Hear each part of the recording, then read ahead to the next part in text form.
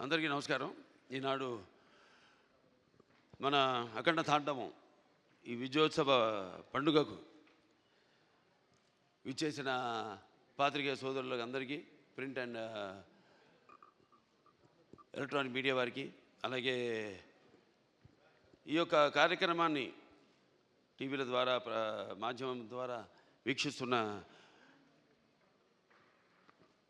తెలుగు ప్రేక్షకులందరికీ, ప్రేక్షక దేవుళ్ళందరికీ నా హృదయపూర్వక కళాభివందనాలు తెలియజేసుకుంటున్నాను.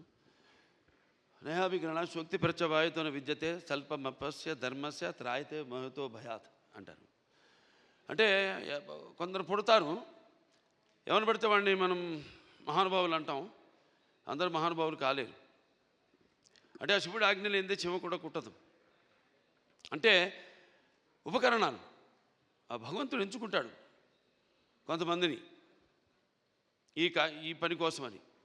అలా ఇవాళ మన భగవద్గీత ప్రచారకర్తలు గంగాధర శాస్త్రి గారు ఇంతకుముందు చెప్పారు, ఎన్నో శ్లోకాలు చెప్పారు.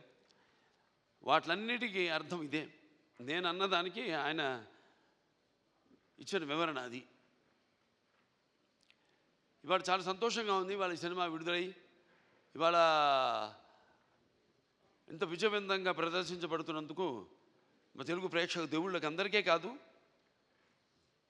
యావత్ భారతదేశపు ప్రజలందరికీ నా హృదయపూర్వక కృతజ్ఞతాభివందనాలు తెలియజేసుకుంటున్నాను. మరి కృతజ్ఞతలు తెలియజేసుకున్నందుకు, ఎంత మంచి పాఠం ఇచ్చినందుకు మీరు కూడా రుణం తీర్చుకోవాలి. అంటే ఎప్పుడు అంటారు శత్రు రుణం, లేకపోతే మన రుణశేషం అగ్నిశేషం శత్రుశేషం ఉండకూడదని. అలాగే ఈ శేషం కూడా మీరు ఉంచుకోకుండా ఏ ఉద్దేశంతో అయితే ఈ సినిమా తీసామో ఆ ఉద్దేశాన్ని మీరు పాటించాలి. ఏదో మనం వింటాం, గుడికి వెళ్తాం, ఏదో దండం పెట్టుకుంటాం దేవుడికి. ఎందుకు?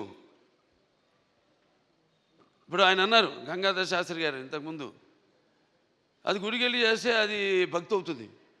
అదే మనం మొత్తం లోకాన్ని అవగాహన చేసుకుంటే అది జ్ఞానం అవుతుందని. అంటే మనిషి పుట్టుకకు ఏదో ఒక కారణం ఉంటుంది, అందరూ కాదు. సరే, ఇవాళ ముందుగా ఆ తండ్రి గారిని తలుచుకోవడం నా విద్యుత్ ధర్మ ఆగ్రత సంపర్తం వాగ్రత ప్రతిపతే జగత పితరం వందే పార్వతీ పరమేశ్వరం. అంటే ఆది దంపతులు అయిన ఆ శివ పార్వతులు, వాళ్ళ ప్రతిరూపమే నా తల్లిదండ్రులు. ఎవరి తల్లిదండ్రులైనా ఆ పార్వతీ పరమేశ్వరుల యొక్క రూపాలే. నగాత్ర పరమంత్ర నమాతు పరిదేవత నాహరే పరతశ్రాత నానృతాత్ పాతకం పరం. ఇది తల్లి ప్రార్థన. యస్మాత్ పార్థివత ప్రాదురూపుతున్న భక్తి గురుణ సంతుల మాంసే సహస్రం తస్మై సర్వజ్ఞ మూర్తే పిత్రే. ఇది తండ్రి మంత్రం. అంటే మనకు సగం దేహాన్ని ఇచ్చి మనల్ని ఇటువంటి గురువులు దగ్గర ఎంతోమంది, అందరూ సరస్వతి పుత్రులే. ఇక్కడ గంగాధర శాస్త్రి గారు ఉన్నారు, అలాగే అక్కడ మన కాసర శ్యామ్ గారు అయితేనేమి, లేకపోతే మన నాగ్ గురునాథ్ శర్మ గారు అయితేనేమి, మన కళ్యాణ్ చక్రవర్తి గారు, అందరూ సరస్వతి పుత్రులమే. సో వాళ్ళందరి దగ్గర ఇటువంటి మంచి పాఠాలు నేర్చుకోవడానికి, మంచి గీతాలు వినడానికి ఇటువంటి బ్రహ్మాండంగా అద్భుతంగా మన నందమూరి తమను అద్భుతంగా వాటిని చెప్పాడు. అతను పడ్డ శ్రమంతా ఒకటే.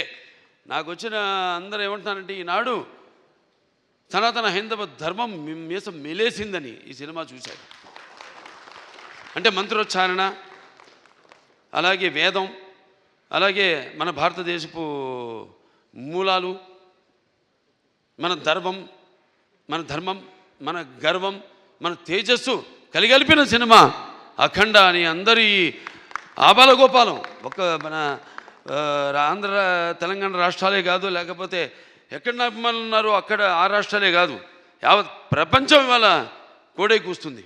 అంత అద్భుతమైన సినిమా మాకు అందించినందుకు మీ అందరికీ మా కృతజ్ఞతలు తెలియజేసుకుంటున్నాను. అలాగే అద్భుతమైన అంటే ఈ సినిమాలో ఒక్కొక్క డైలాగ్ ఒక్కొక్క ఆణిముత్యం అంటున్నారు.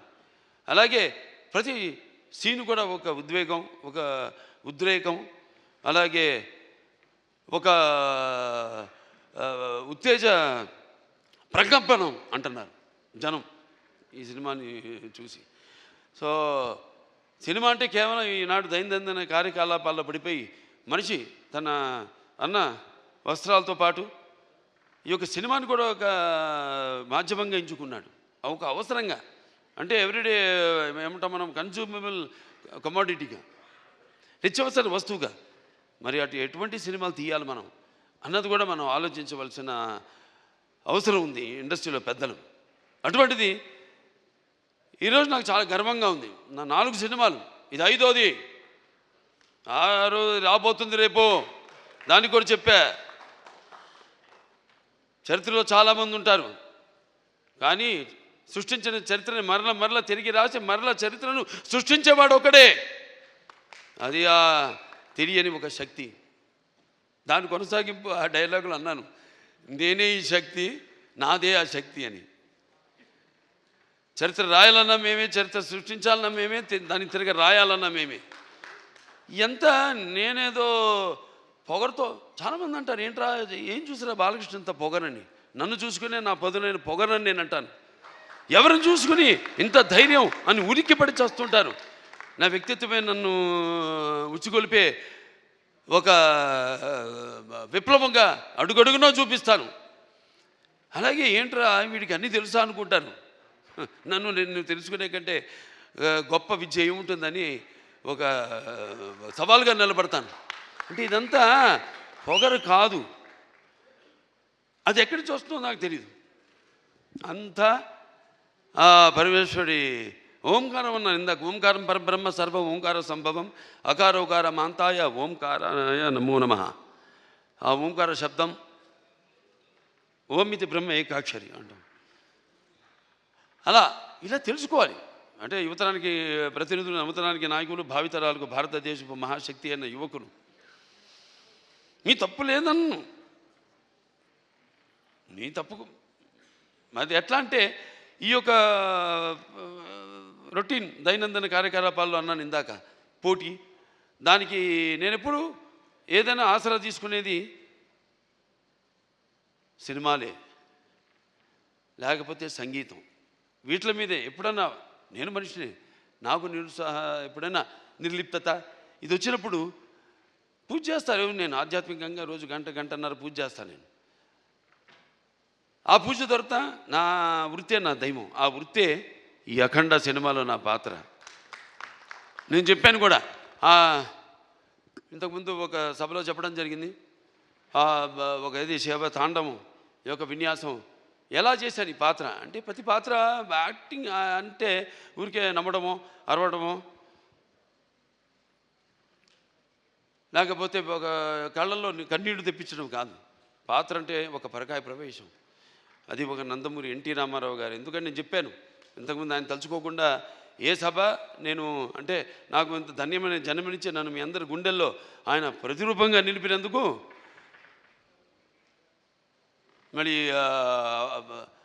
దైవాంశ సంభూతుడు, జన్ముడు, నా తండ్రి, నా గురువు, నా దైవం నందమూరి తారక రామారావు గారికి నమస్కరించుకుంటూ, మరి ఇటువంటి ఈ సినిమాని ఈ సినిమా కేవలం తెలుగు సినిమా కాదు, ఇది యావత్ భారతదేశమే కాదు, యావత్ ప్రపంచం ప్రేక్షకులకు సంబంధించిన సినిమా ఇది.